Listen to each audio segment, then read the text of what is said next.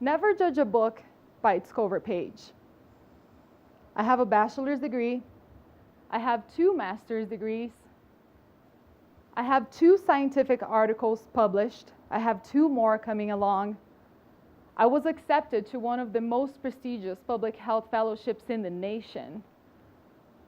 I traveled the world, yet I was born in a slum in the outskirts of São Paulo, Brazil.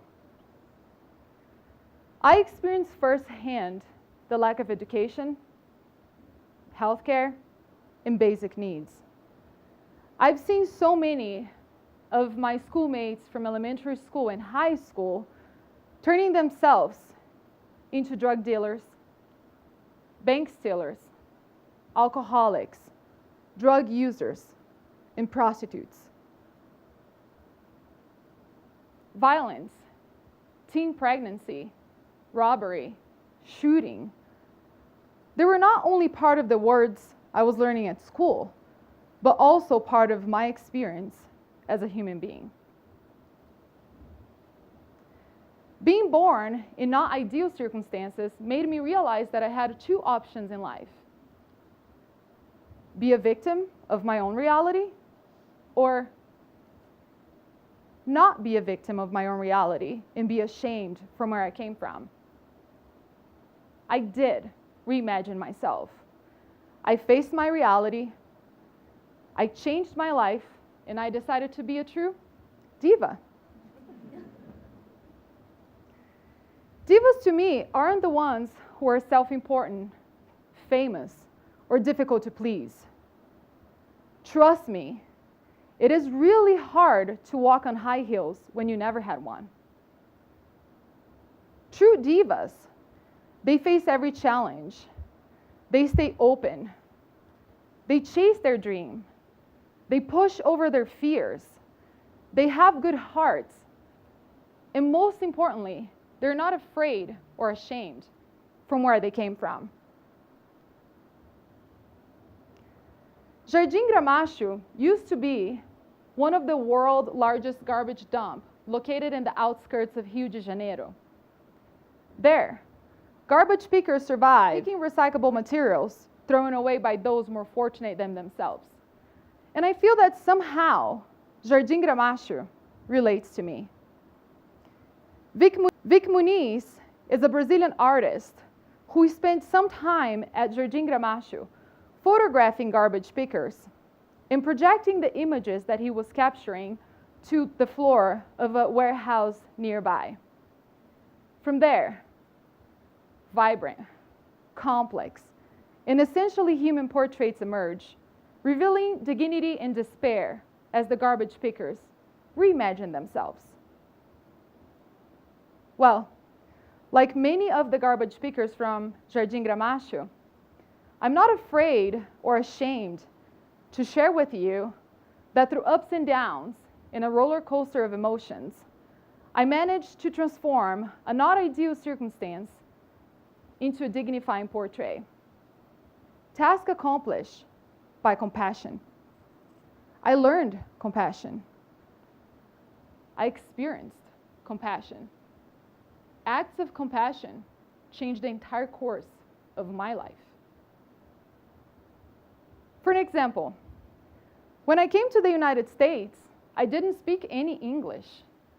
I didn't know anything about the educational system here, let alone the opportunities I would have if I knew what I was doing. I was just a nanny trying to survive.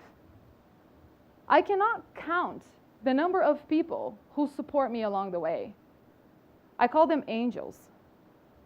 Angels who gave me food, who gave me winter clothes, who taught me English, who lovingly taught me about the American culture. They also took their time to comprehend each and single chapter of my life. Without their comprehension, they wouldn't be able to best support me. Without their support, I wouldn't be here standing talking to you today.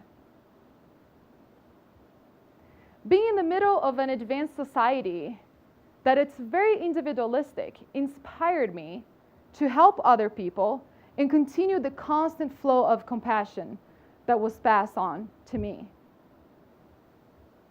Instead of buying the most needed car to survive the brutal winter temperatures of Wyoming, when I was a graduate student there, a group of friends and we decided to build an extra classroom in Petersfield, Jamaica.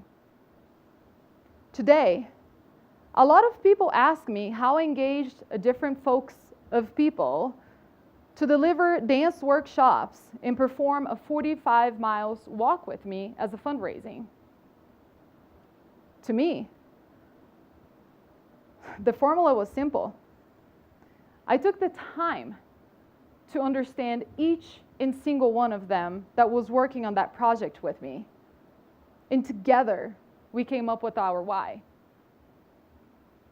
And you might be asking yourself what our why was. No, it wasn't because they had 100 students in one classroom for one teacher and very limited resources. But it was because we believed that education alone shouldn't have any borders. And education changed the course of our own destiny.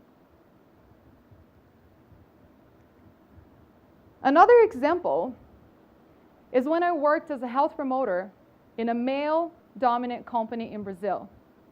My job tasks was to develop, create, and foster the culture of health at a time where health promotion and health were not considered hot topics.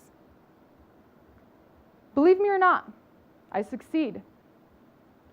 In a course of 5 years, 100% of the employees, they were participating with me in my daily stretching exercises, my running groups, my walk groups, and community engagement activities. Today, a lot of people are still asking me how I did that. To me, the formula was simple. I took the time to comprehend the nature of their jobs and also each and single chapter of their lives.